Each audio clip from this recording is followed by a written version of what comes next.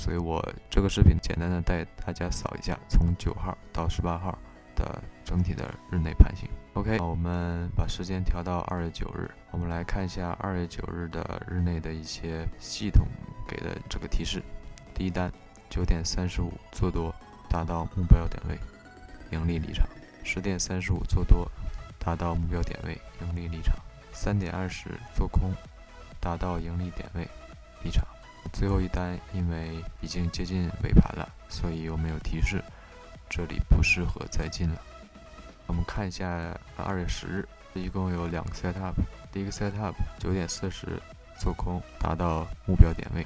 第二单是做多，这一单应该是失败离场。OK， 我们看一下11号的信号。11号第一单9点35做空，目标点位达到。第二单9点55做空，目标点位达到。第三单10点05做空，目标点位达到。第四单10点15做空，没有达到目标点位，这一单是失败离场。1点05做空，没有达到目标点位，最后一单是过于靠近收盘了，所以我们可以不看这一单。我们再继续看一下2月12日有2个 setup。首先是10点40做空，目标点位达到。11点10分做空，目标点位达到。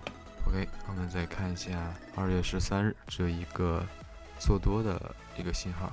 这里我们可以明显的看到，这里并没有达到我们的目标点位。OK， 我们看一下2月17日有很多的潜在信号。第一个是做多点位顺利达到目标点位，第二个是做空达到目标点位，第三个是做空的位置比较不好，比较靠下，所以这一单是失败离场。接下来是10点55的做多，稳稳拿到目标点位。11点05的做多，拿到目标点位。11点15的做多，并没有拿到目标点位。1点25的做多，稳稳拿到目标点位。1点45的做多，也稳稳拿到目标点位。你再看2月18日，第一单11点55的做空，拿到目标点位。第二单是在3点35了，这一单是比较靠后了，虽然也拿到了目标点位，但是风险比较大。综上所述，我们不看这个 late session， 也就是3点30之后的这些有提示的 setup， 只看其他的。